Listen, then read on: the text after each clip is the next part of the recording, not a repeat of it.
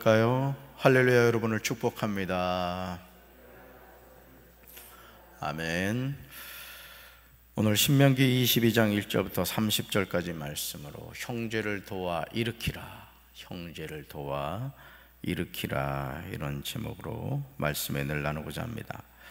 사람은 더불어 살아갑니다. 더불어 살아가기에 좋은 일도 있고 나쁜 일도 있습니다. 좋은 일만 있다고 교만할 이유가 없습니다. 나쁜 일만 있다고 낙심할 이유도 없습니다. 왜냐하면 우리의 삶은 좋은 일과 나쁜 일이 계속해서 교차하기 때문에 그렇습니다. 그러므로 저와 여러분이 그리스도인으로 산다는 것은 어떤 경우에도 내 삶의 주인이신 하나님을 인정하고 살아가는 것입니다. 기쁠 때도 슬플 때도 괴로울 때도 즐거울 때도 내 삶의 주인은 하나님이시다, 이걸 깨닫는 것이죠. 만약 우리가 내 삶의 주인이 하나님이심을 부인하는 순간부터 우리는 세상에서 방탕한 삶을 살아가게 될 것입니다. 그래서 우리 주변에서 정말 성공한 사람이다, 또 정말 사회 그 지도층이다 하는 사람들이 실제 어둠의 세계에서는 온갖 추잡하고 방탕한 삶을 살아가는 것을 우리는 종종 보게 됩니다. 이유는 한 가지입니다.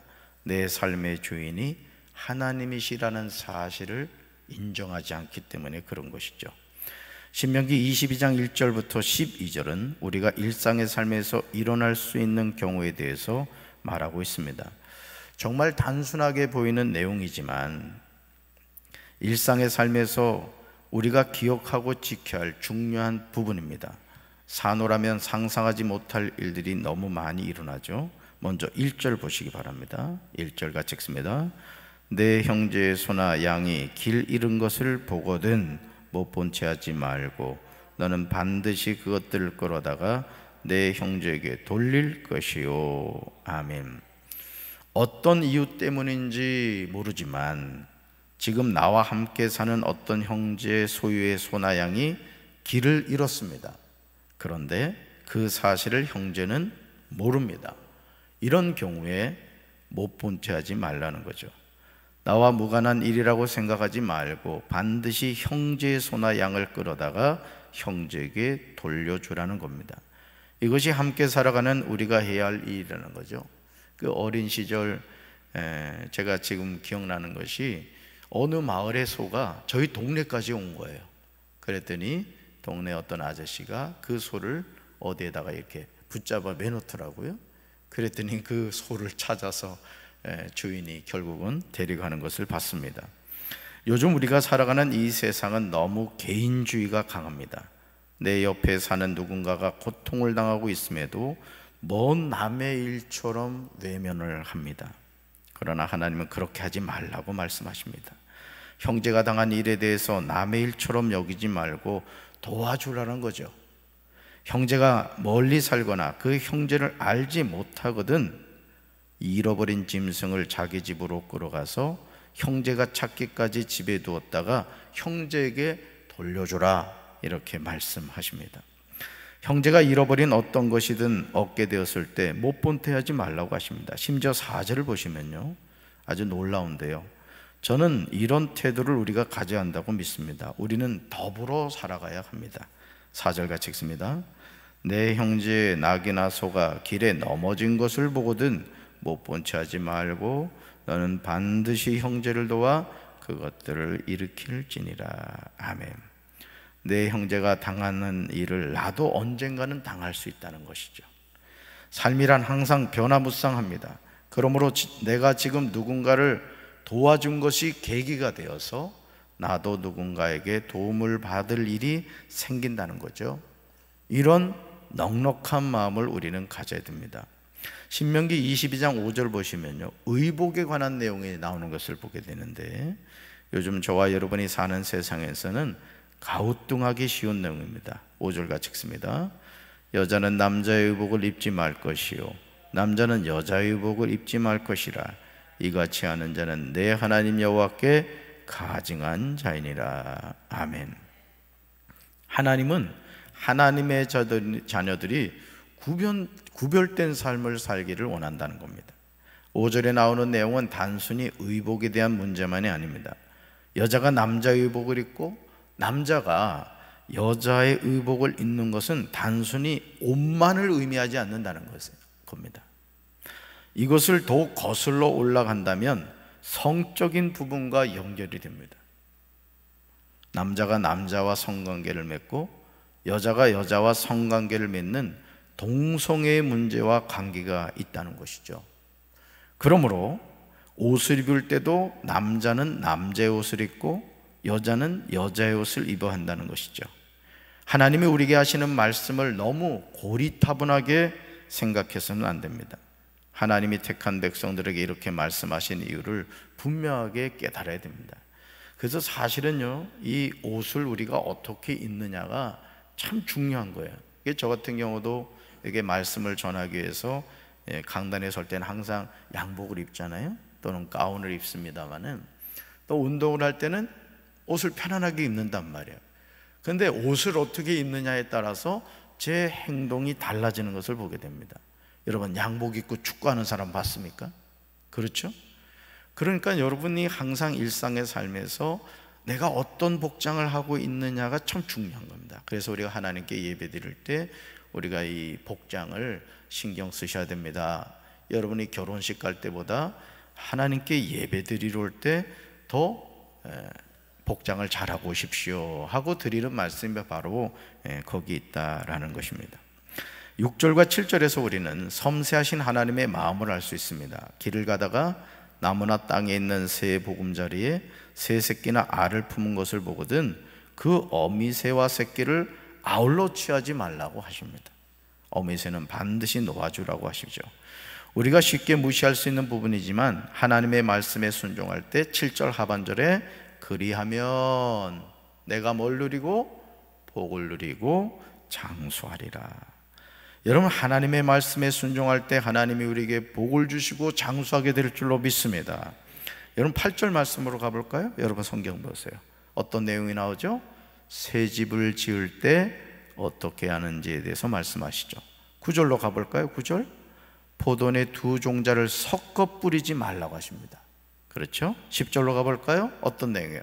소와 나귀에게 한 멍에를 메워 밭을 갈지 말라고 하십니다. 여러분, 소하고 나귀는 성품이 다르잖아요. 그렇게 하지 말라는 거예요. 11절로 가볼까요? 어떤 내용이에요? 양털과 배실로 섞어 짠 것을 입지 말라 이렇게 말씀하시고요. 12절로 가보겠습니다. 어떤 내용이에요? 입은 겉옷자락 네 귀퉁이에 술을 달아야 한다 이렇게 말씀하십니다. 어느 것 하나 불순종하면 안 되는 말씀입니다. 신명기 22장 13절부터 30절을 보시면 순결에 관한 법이 나오는 것을 보게 됩니다. 순결에 관한 법. 모세는 자신의 설교에서 정말 긴 내용을 통해서 가정에서 성적인 순결이 얼마나 중요한가에 대해서 강조하고 있습니다. 가정에서 성적인 순결이 얼마나 중요하냐. 13절부터 나오는 내용을 보시면 남편이 아내를 미워하여 비방거리를 만들어 그에게 누명을 씌울 때 어떻게 해야 되는지에 대해서 나옵니다. 참, 그러니까 성경을 읽어보면요, 별별 내용이 다 나옵니다. 우리가 살아가는 일상의 삶의 모든 내용이 다 나오는 것을 보게 됩니다. 남편이 아내에게 누명을 씌운 내용은 그녀가 처녀가 아니라는 거죠. 결혼해 봤더니 이 처녀가 아니다. 그래서 이제 누명을 씌우는 그런 경우예요. 이런 누명이 사실이 아니면 그 성읍 장로들은 그 남편을 잡아서 때리고 이스라엘 처녀에게 누명을 씌운 것에 대해서 그에게 은 100세겔을 벌금으로 받아 여자의 아버지에게 주고 그 여자는 그 남자가 평생에 버릴 수 없는 아내가 되게 합니다. 이게 안전장치죠. 사실 이 성경에 나오는 구약 성경 당시의 여자는 약자였거든요. 그렇기 때문에 하나님이 그 약자였던 여자를 보호하기 위해서 이런 법을 만들었던 것입니다. 그러나 남편의 말이 사실이면 그 처녀를 아버지의 집문에서 끌어내어 그 성읍 사람들이 그를 돌로 쳐서 죽입니다. 이렇게 함으로써 이스라엘 가운데서 악을 제한다는 것이죠. 그러니까 여러분, 요즘도 하는지 모르겠습니다만 기독교 미션 스쿨에서 이 순결 서약이라는 것을 이렇게 하곤 했습니다. 그렇죠? 남학생이든 여학생이든 이 성적인 순결을 지켜야 된다. 물론 이게 뭐 성적인 것만 아니죠. 영적인 순결도 마찬가지겠죠. 그래서 그 순결 서약서를 이렇게 쓰기 위해서 한 남자를 만나고 한 아내를 만나기까지 내가 하나님의 성전인 이 몸을 순결하게 지키겠습니다, 이런 서약을 하는 거예요. 이게 구시대적인 어떤 산물이다 이렇게 생각할 수 있겠지만은 우리가 신랑 대신 예수님의 신부로서의 어떤 영적 순결을 지켜가는 것, 또 내가 한 남자의 아내로서 또 한 여자의 남편으로서 이 성적 순결을 지키는 게 정말 중요한 것이죠.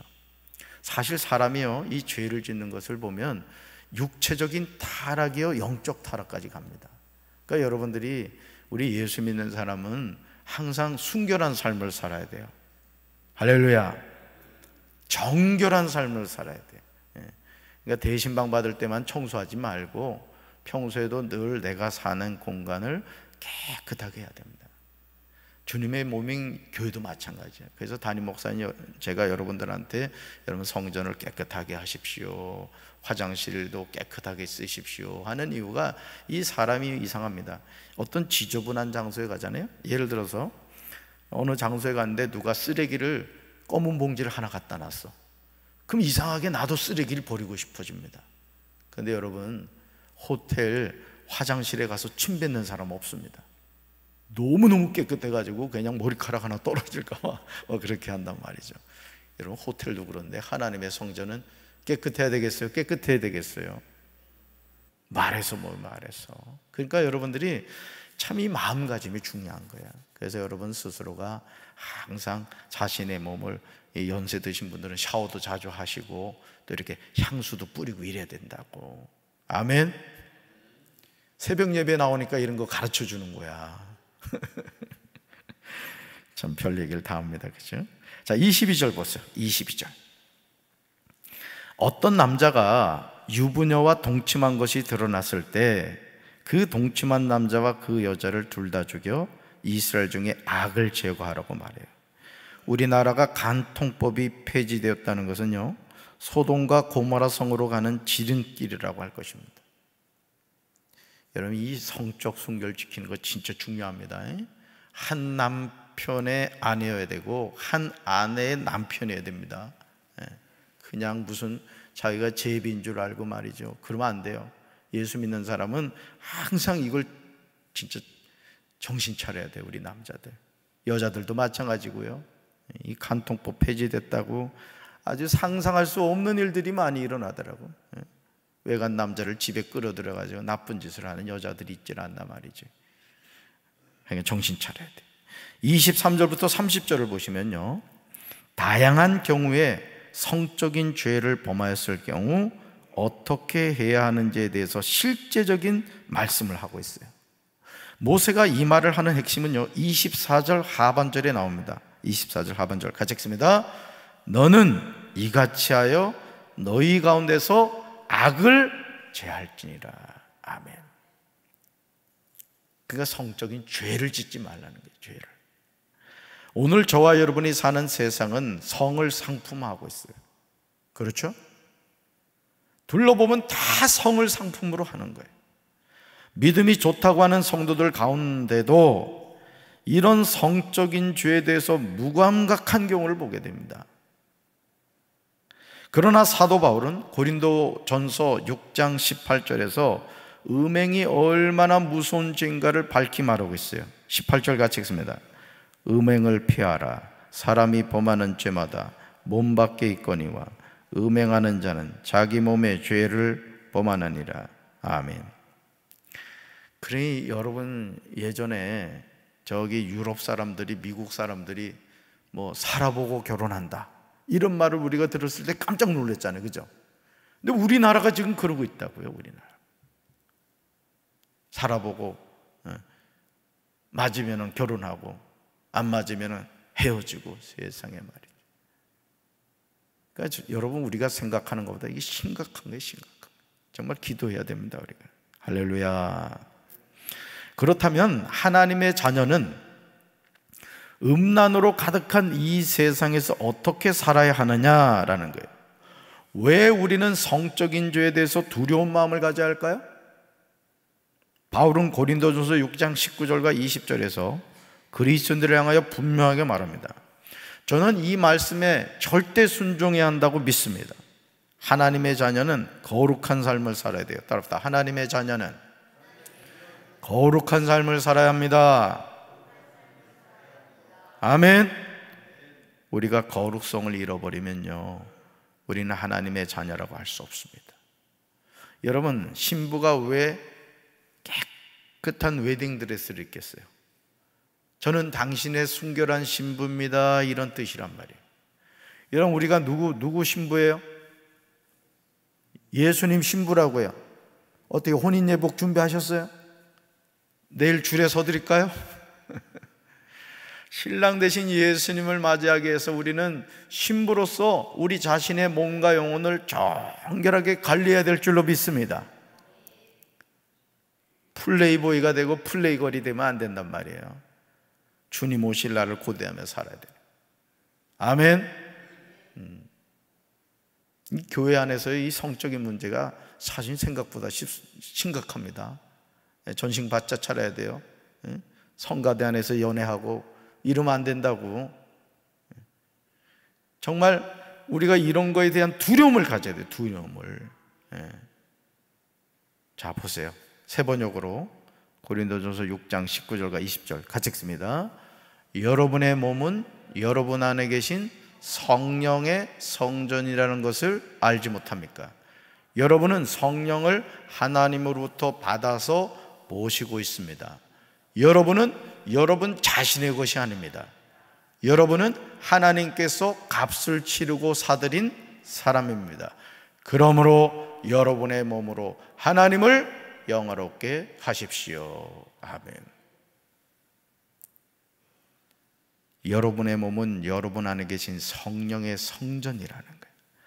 여러분의 몸으로 하나님을 어떻게 하라고요? 영화롭게 하시라는 거예요. 할렐루야. 그래서 여러분, 우리가 어떤 물건을 대여할 때 그렇잖아요. 예전에 뭐 비디오 테이프를 이렇게 빌려서 보면은 잘 보고 반납을 해야 되잖아요.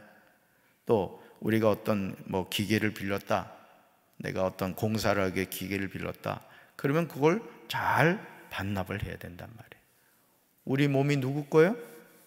하나님 거. 그러니까 잘 닦으셔야 돼요, 수시로. 그리고 나중에 우리가 육신의 장막을 벗었을 때 하나님 잘 썼습니다 하고 돌려드려야 된다고. 이 기스 나잖아? 흠집 나면은 이 변상해야 돼. 그러니까 여러분이 오늘도 내 몸이 하나님의 성전이구나, 또 이 몸으로 하나님의 영광을 나타내야 되는구나, 이 사실을 기억하시면서 잘 쓰셔서 하나님께 영광 돌리는 오늘 이 하루 되기를 주님의 이름으로 축원합니다. 가슴에 손 얹읍시다. 하나님 아버지, 오늘 하나님께서 우리에게 다양한 경우에 어떻게 하나님의 자녀로 처신해야 되는가를 말씀해 주셨습니다. 특별히 이 성적인 죄에 대한 문제를 계속해서 말씀하셨습니다. 오늘 우리 주변을 보면 소돔과 고모라 성처럼 동성애가 만연하고 성적 타락이 일상의 삶이 되는 경우가 많습니다. 매스컴 안에서조차도 동성애의 내용을 은연중에 비춰주고 우리는 그런 모습을 보면서 심각성을 깨닫지 못하고 있습니다. 주님, 우리가 주님의 신부로서 주님 앞에 서는 그날까지 성적인 순결을 지켜나가게 도와주시고 우리 몸이 하나님의 성전인 것을 기억하며 언제나 내 안에 계신 성령님을 늘 모시고 살아가는 구별된 순결한 주님의 신부가 되게 하옵소서. 무엇을 하든지 어디를 가든지 나는 하나님의 자녀고 이 몸은 하나님의 것임을 기억하며 하나님께 영광 돌리는 복된 하루가 되게 도와 주옵소서. 예수님 이름으로 간절히 축복하며 기도합니다. 아멘.